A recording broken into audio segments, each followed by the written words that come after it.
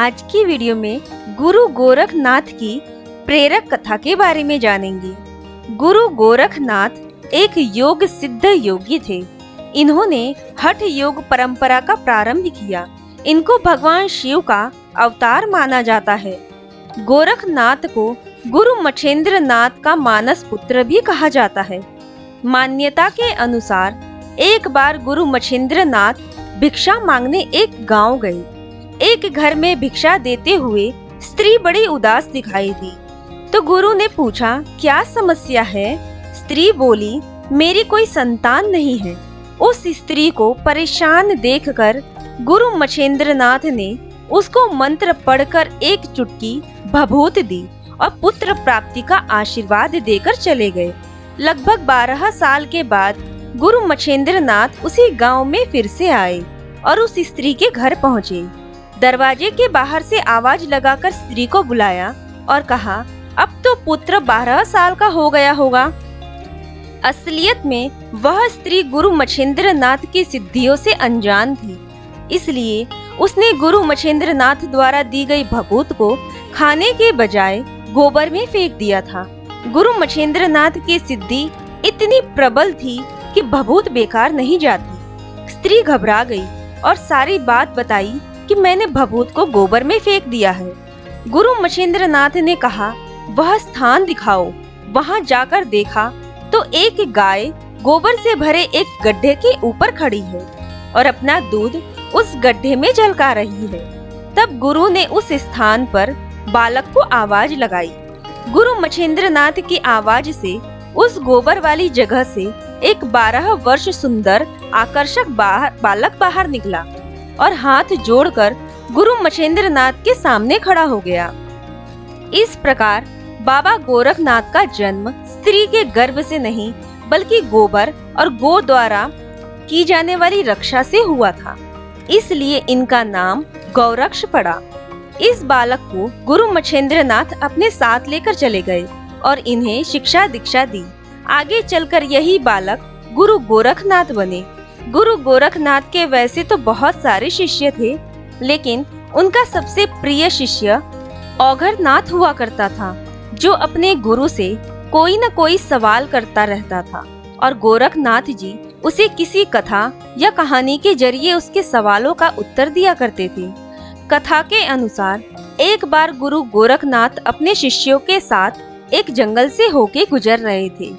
उस दिन कड़ी धूप की वजह से गर्मी भी ज्यादा थी, जिस वजह से कुछ दूर चलने के बाद गुरु गोरखनाथ जी ने अपने शिष्यों से कहा कि आओ इस पेड़ के नीचे बैठकर कुछ देर आराम कर लेते हैं, फिर आगे की यात्रा शुरू करेंगे।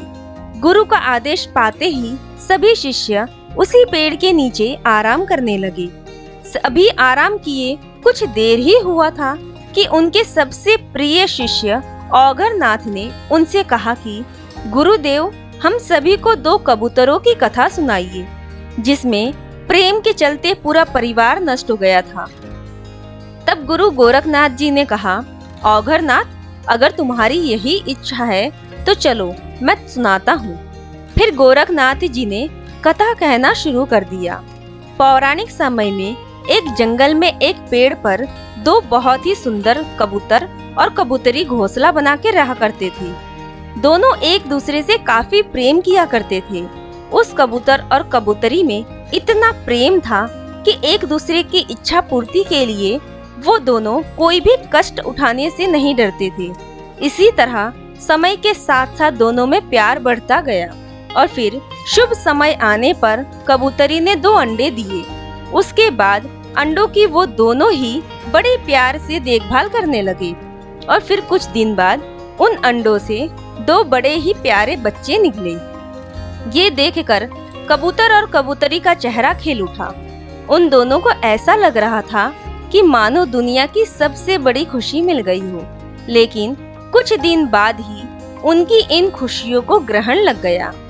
एक दिन की बात है, प्रतिदिन की तरह कबूतर और कबूतरी सुबह के समय अपने बच्चों को घोंसले में छोड़कर दाना चुगने निकल गए। उस दिन दोपहर के समय जंगल में एक शिकारी आ गया।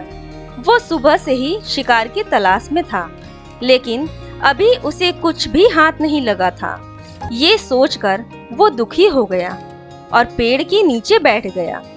फिर अपने मन में सोचने लगा कि आज सुबह से मैं इस जंगल में यूं ही घूम रहा हूँ और भूख के मारे मेरी जान निकली जा रही है और उधर बच्चे भी भूख से तड़प रहे होंगे, मेरे आने की राह देख रहे होंगे। इस तरह कुछ और समय बीत गया और अब शाम होने वाली थी कि तभी उसकी नजर उस घोंसले पर गई जहां कबूतर के दोनों बच्चे बैठे हुए थे। ये देखकर शिकारी की आंखों में एक चमक सी आ गई और उसने मन ही मन में बोला कि देर आए पर दुरुस्त आए, आज तो मजा ही आ जाएगा।